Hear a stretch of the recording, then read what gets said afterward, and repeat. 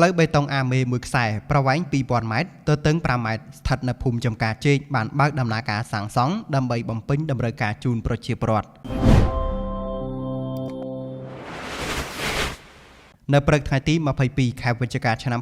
2025នេះឃុំពងទឹកស្រុកដំណាចង្អើបានរៀបចំបើកការដ្ឋានសាងសង់ផ្លូវបេតុងអាមេមួយខ្សែប្រវែង 2000 ម៉ែត្រទៅទិង 5 ម៉ែត្រស្ថិតនៅភូមិចំការជែកឃុំពងទឹកស្រុកដំណាចង្អើខេត្តកែបពិធីនេះប្រព្រឹត្តទៅក្រោមអធិបតីភាពដ៏ខ្ពង់ខ្ពស់ឯកឧត្តមបណ្ឌិតសំពិសិដ្ឋអភិបាលនៃគណៈភិបាលខេត្តកែបនិងបានការអញ្ជើញចូលរួមពីលោកស្រីឋានៈដឹកនាំមន្ត្រីរាជការនិងប្រជាពលរដ្ឋជាច្រើនរូបឯកឧត្តមបណ្ឌិតសំពិសិដ្ឋអភិបាលខេត្តកែបបានលើកឡើងថាគោលបំណងនៃការសាងសង់ផ្លូវមួយខ្សែនេះគឺដើម្បីបំពេញតម្រូវការដែលជាប្រយោជន៍ដល់ប្រជាពលរដ្ឋដែលរស់នៅភូមិនេះផ្ទាល់រួមជាមួយប្រជាពលរដ្ឋភូមិដទៃទៀតឲ្យមានភាពងាយស្រួលក្នុងការធ្វើដំណើរឆ្លងកាត់និងដឹកជញ្ជូនកសិផលទំនិញផ្សេងៗជាដើមផ្លូវមួយខ្សែនេះជាសមិទ្ធផលថ្មីមួយទៀតរបស់ខេត្តកែបក្នុងឃុំពងទឹកស្រុកដំណាចង្អើដែលជាអំណោយដ៏ថ្លៃថ្លារបស់សម្ដេចមហាបវរធិបតីហ៊ុនម៉ាណែតនាយករដ្ឋមន្ត្រីនៃព្រះរាជាណាចក្រកម្ពុជាដែលលោកខិតខំគិតគូរពីទុក្ខលំបាករបស់ប្រជាពលរដ្ឋគ្រប់រូបក្នុងព្រះរាជាណាចក្រកម្ពុជា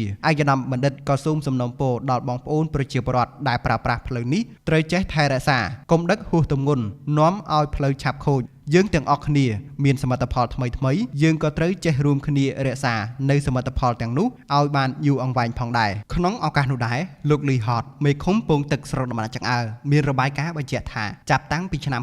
2021រហូតមកដល់ឆ្នាំ2025នេះរដ្ឋបាលឃុំប្រើប្រាស់មូលនិធិឃុំប្រចាំឆ្នាំនីមួយៗសាងសង់ផ្លូវបេតុងអាមេបានចំនួន5ខ្សែគឺភូមិភ្នំលាវចំនួន1ខ្សែមានប្រវែង780ម៉ែត្រទៅទិង4ម៉ែត្រអត្ថវិកាសរុប147លាន420,000រៀលភូមិរណេះចំនួន1ខ្សែមានប្រវែង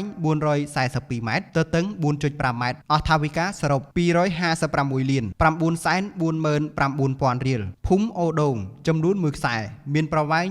475ម៉ែត្រទៅទិង 5 ម៉ែត្រអត្ថវិកាសរុប314លាន620,000រៀលភូមិព្រៃតាកុយចំនួន1ខ្សែមានប្រវែង1395ម៉ែត្រទៅទិង 6 ម៉ែត្រអត្ថវិកាសរុប359លាន611,400រៀលនិងភូមិចំការជែកចំនួន1ខ្សែមានប្រវែង 2000 ម៉ែត្រទៅទិង 5 ម៉ែត្រអត្ថវិកាសរុប417លាន518,200រៀលដែលនឹងបើកការដ្ឋាននាឱកាសពេលនេះ